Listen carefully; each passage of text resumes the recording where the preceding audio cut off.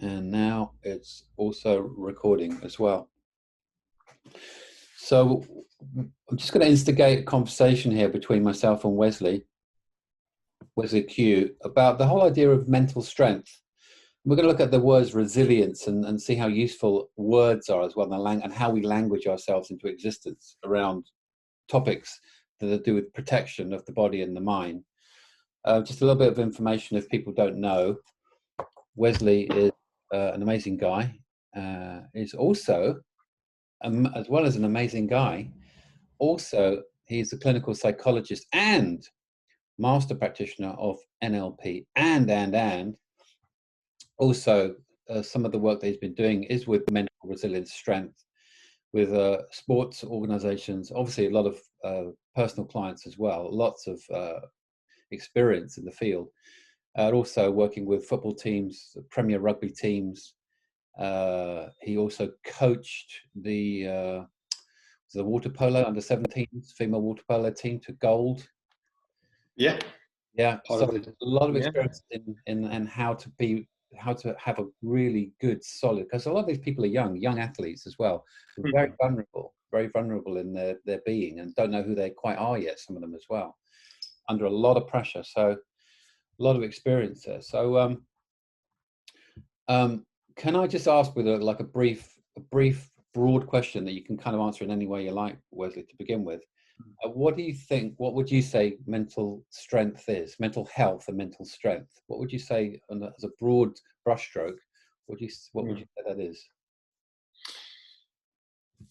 I think for me, personally, it would be, there's plenty of definitions we could give, but for me personally, it's the ability to consistently push or press forward towards a goal, but more sticking to a process that you trust is going to have a reward towards the end.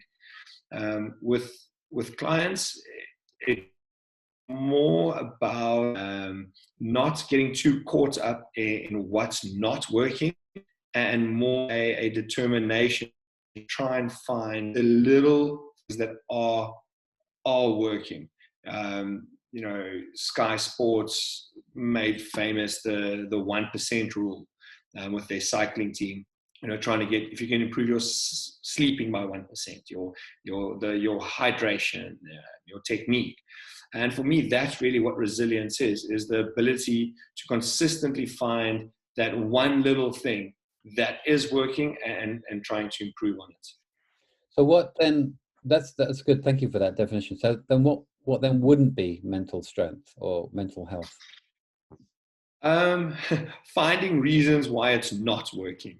In NLP, we work a lot with the not story to a certain extent.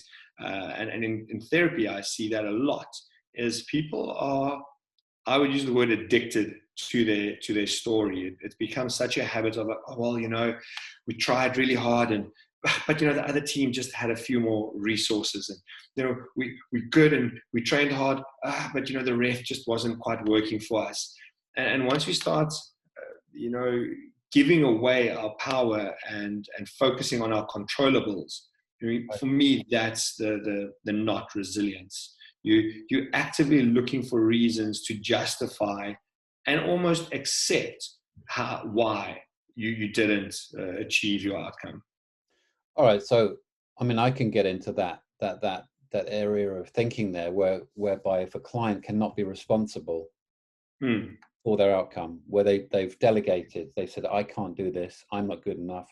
The laws of the world the laws of the game are against me, the referee's against me.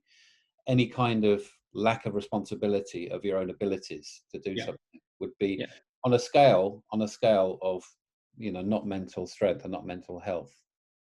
For me, that brings to mind, I think that experience you had around being on time for a session, and you had that client who said, a tree fell over or whatever it was. Right. However, what I would like to say to people is that if you were to get £1 million, or you were going to meet the love of your life, or you were going to be entitled to whatever it was, but you had to be somewhere on time, I know I would be there an hour before just to make sure that there's no possible way that the universe or the world or whatever you want to call it could interfere with the outcome I desired. Yet we often might not prioritize things to such an extent to make sure that there can be no interference. And for me, that's also a very important distinction. I like that. I like that a lot. There'll be a lot of people listening that are going to be saying, yeah, but what about when there's a chemical imbalance in the body for somebody? What about when they can't do this and they can't do? Now, you must have clients that come to you in that kind of framework, because as an NLP practitioner myself, or and a trainer myself, I won't see those clients. The clients that are out of that domain of being responsible, they're kind of out of my department. But obviously you as a clinical psychologist, you will have people come and say it's the chemicals in my body, or it's my parents, or whatever. What do you do in those situations there? So let me just clearly state for the record, according to the HPCSA and the World Health Governing Organizations and all of that, there is, a certain credibility to that, sure. However, for me, it's about taking responsibility. And the way we can do that is, we know, for example, that your dopamine, your serotonin, your norepinephrine, a lot of that is governed by your gut health, right? So when people start talking about a chemical imbalance, my question then goes, well, how did this chemical balance begin?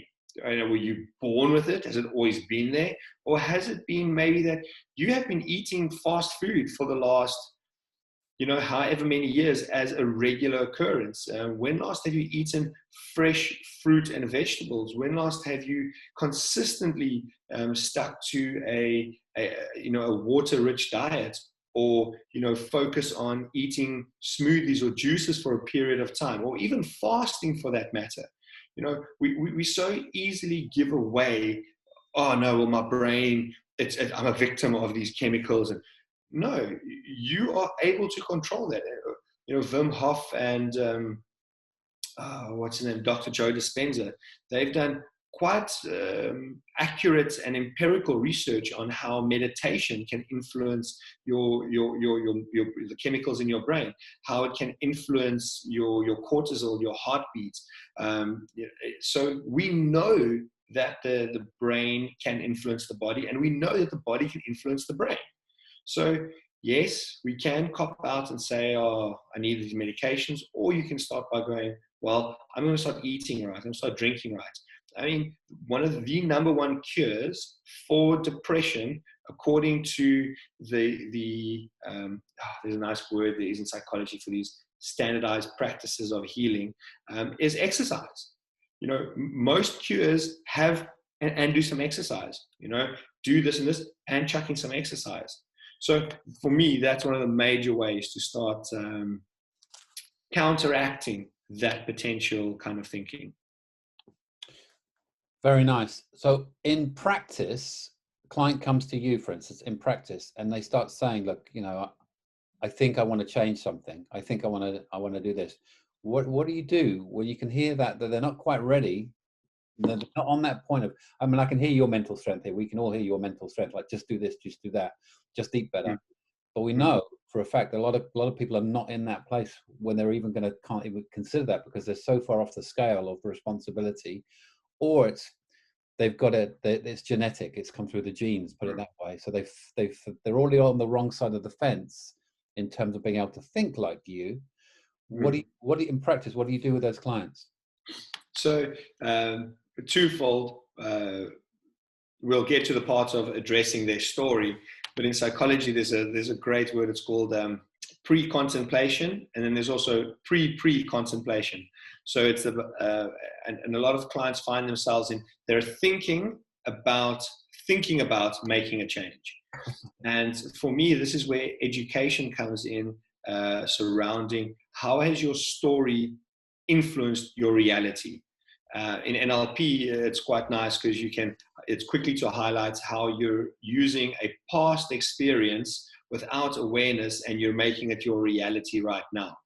So for me, it's around a bit of a slower process, because we have a lot of blockages around being able to make the change.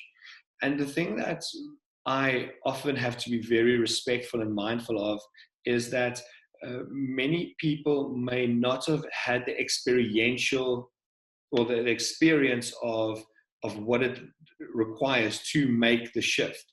And maybe because myself, and I know you have been working on this for, in excess of 10 years on my side, 20, 30 yours, is we may take for granted that this uncomfortability is actually healing. Healing isn't always that nice. And a lot of the times clients realize, like, oh my God, so you're telling me I might have to actually confront my mom or dad, or I might have to tell my mom and dad that I'm unhappy with them, or I might have to tell my partner that I'm not happy with our sex life, or I'm worried about our finances. And that can be quite scary, because that goes down to, as I've said before, talking to you, my favorite word in psychology is persecutory annihilation anxiety. This perception of I will be shunned from those that I deem so close and safe with is almost incalculable. So we will rather retreat into the known, but we can keep that perceived relationship safe. Mm. And that's I have to remind myself, for people that haven't done that, that's a very scary journey, and one that one has to take on with a lot of empathy, sympathy, and patience. Sure. So what do you think about the word resilience? What does that mean to you when you hear that word? Resilience for me means being comfortable with being uncomfortable. Mm-hmm. Another one of my favorite little cliches that I use daily for myself is, without struggle, there's no progress. As we've spoken about, without, shit happens and then you get compost. If you look at what planting a tree is all about, you have to dig a hole in some soil, you have to get dirty, then you have to put this, little seed full of potential into the ground. You have to cover it with some compost.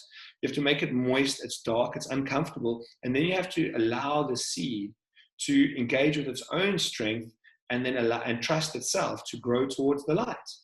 And you've got to break through some things. You've got to see the light for the first time. It might be uncomfortable, but the more you become comfortable with being uncomfortable, that's where your power lies. Another example might be pre-season training. It takes a bit of effort to get fit, but once you fit, you get to enjoy so much more of what you're doing. All right, so I like that, because I think that word resilience is just used a little bit too much like a fight. It's like, oh, we're going to fight against this. We're going to win against this thing, this outside thing, rather than we're going to find our own inner strength. We're going to find how way to be okay being uncomfortable or hurting or feeling bad or whatever. Yeah, and one of the things I've learned quite a lot from working with Suzanne is, I also used to be like, I'm fighting against this and I need to block that. It's actually bring it in, bring this difficulty in closer to you and go, okay, what about this is difficult to me? How can I learn from this? How can I grow from this? Instead of trying to always, keep it separate from us. And I believe a big part of resilience is acknowledge that, hey man, we are 10 points down with 5 minutes to go. What are we going to do? Or, I'm really struggling in my relationship, but I want to make this work. So what do I need to do? And for me, that's the resilience, is when you go, okay, I'm going to make this, or I'm going to get out of this. Just which direction do I need to follow? Oh, that's very cool. It brings to mind the presuppositions of NLP, which I think are incredibly, because they don't fight against anything. No. They allow things. So they say they will allow failure. Failure is okay. There is no such thing as failure. It's always feedback. So whatever that, as in your analogy, the compost, it'll be smelly, it'll be dirty, it will make you wretch sometimes, but there's something in that can make you grow. Yeah. It's about accepting it, allowing it, and then, okay, what am I growing from this? Where am I going with this? I've got my head down in this poo, and where am I going with this now? Where do I want to go with this? Even though it's smelly, I can't see anything. My nostrils are all clogged up. Where now could I go with this? Where do I want to go with this? So that would be, I guess, in terms of counseling, it would be more like outcome based, wouldn't it? That would be more like an outcome based way of working. Yeah, it can be outcome based. However, one of the things that I feel that outcome based has contorted a little bit is that, yes, outcome based, we want you to start thinking about future well-being, but it's also the process that's involved is really what's important. And I like how you mentioned the presuppositions. For me, for a long time, I've been thinking about how to find the best value out of the presuppositions for myself. And for me, it's been, that's what resilience is. The law of requisite variety. We need to be adaptable. That's resilience. Respecting other people's model of the world. That's resilience. There's no failure. That's resilience. Because for me, that allows me to take stock of the current situation and go, okay, I need to do this now. Mm-hmm. I need to focus on this. I need to move and take action in this direction. And for me, that's really where I gain a lot of my resilience. So how do you find it in your practice? How do you find that someone's moved from, they're at the other side of the fence where they're not good enough. They've been told they're not good enough. They've got examples of not being good enough, of failing all the time, chemicals in their body that don't relate to success. What gets them from that place to where, yes, now I am taking responsibility for me making a change? Because that's the huge shift, isn't it? That's where the switch has gone. I am now on this side of the fence, going to make something happen. I don't know how. What takes that switch from one side of the fence to the other? So in therapy, it comes through in many different ways. For me personally, it's one, when people start taking action towards towards their own healing, and also a willingness to negotiate previously untouchable subjects. People might often say, no, I can't talk about my mom or my dad or my boss or my partner or my siblings, to a point where they go, okay, let me talk about them. No, but don't say anything bad about them. No, I can't possibly say anything bad about them. And then the next level is, actually, wait a minute, they really, that was an uncomfortable thing they did, or, they acted without consciousness, or they were thinking about themselves, to a point of, almost lashing out a bit and being fully engaged with their emotions about it. And then, it's almost like hitting the crescendo. And then from there, we can start going, okay, wait a minute. They're a whole person. They're going to make me happy and they're going to make me sad. I can love and hate them. And once we have that broader range of understanding who these external people are and how they impact on us as a whole individual as well, that for me is a really good sign that we're moving towards healing. Fantastic. I mean, I remember one of my first self-development courses I ever did, and this is about 40 years ago or something. One of the first things they asked us to do was to write a letter to our parents, and just to complete that, to take one step towards completing that relationship with the parents, which is our primordial kind of experience of all our hard wiring has come from the relationship with those one or two people. Yeah. And that was a very cathartic experience, to write a letter unedited. You had to write it unedited. You choose then whether you actually give that to your parent or not give it to your parent, but you write it unedited, everything that you ever wanted to say, to bring yourself up to date with you as an adult, responsible, choice-making human being. On that, Jordan Peterson has brought this future authoring program, and there's been quite a lot of research with just the ability to actually write about what you want your future to look like. Is also quite a cathartic experience, because you're breaking down the limitations, like, I couldn't possibly drive a Rolls Royce, or I don't deserve to live in Fiji, or I couldn't have a house or children or partner. And the more we start creating this future in our mind, we start going, actually, yeah, what could I do to move there? Maybe this could be a reality, call it the law of attraction or whatever you want, but just purely on the level of, yeah, you are worthy of that. Yeah, you are deserving of that. And this universe is so abundant that it's all about how willing you are to be disciplined for what it is you want to attract to yourself. Beautiful. So I guess as something to take away for people would be, actually, I just wanted to ask you that question about, with the other under-17s water polo team, you coached them. I remember I read an article afterwards where they said that, Wesley Kew had coached them with this notion, the strength of a belief system, which was, there is no such thing as failure only feedback. How did how did you weave that into that network of that sports? So we were actually, my mate was the head coach, and we were playing a warm-up game against one of the schools in Joburg. And the national team were quite hesitant, and this other local team was getting quite in their face, because obviously they may have not made it, or they didn't make the team, so they were trying to prove their point. So they were in a heightened state of, we going for you guys, and we in your face. And the girls looked a little bit nervous of trying to do everything right, because we're in the national team now. And we stopped the game, and I said, okay, I want everyone to try and make as many mistakes as they possibly can by going for the most elaborate passes. Go for your elaborate passes. Go for your back shots. Do whatever is crazy. I don't care about the score.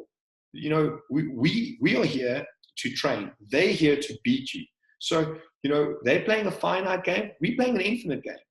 And the moment the girls have started having fun and backing their skills and, sort of gelling in just having fun, they started realizing, oh, wait a minute. So if I make a mistake, it makes no difference because I'm here to train. And the more that crept in, they started realizing what it actually meant to say there is no failure, there's only feedback. And again, as we said earlier, once you have that experience of something, that's when it's integrated into your hardware. Right. We've spoken frequently about, just the psychological aspect of something might not always allow for complete healing or whatever it is. But once you have that experience of, wait a minute, you can feel it going through your body and you just feel more open and lighter, oh man, it's a beautiful thing to watch. And they just blossomed and went on to win the first gold medal in the South African water polo team. Fantastic. All right. Well, we can bring this to a close now, because I think that's a really nice way to end it. Because I think the message for anybody who's in any place whatsoever, because we've talked about people who might be on the other side of the fence where they're not even thinking about changing anything. They're just in their morass, to a team of sports team who are out there. They're not really depressed, but they're wanting to win something.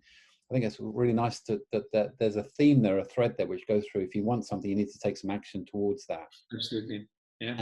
And whatever the consequences are, they're the consequences, but action needs to be taken. Physical action needs to be taken in some way, but whether it's diet, dancing, moving your body around, 100%. something towards what you want to do and where you're going. All right, lovely. Thanks very much, Wesley. Thank you. Awesome. Yeah, thanks for the time. Okay. I'm just going to stop the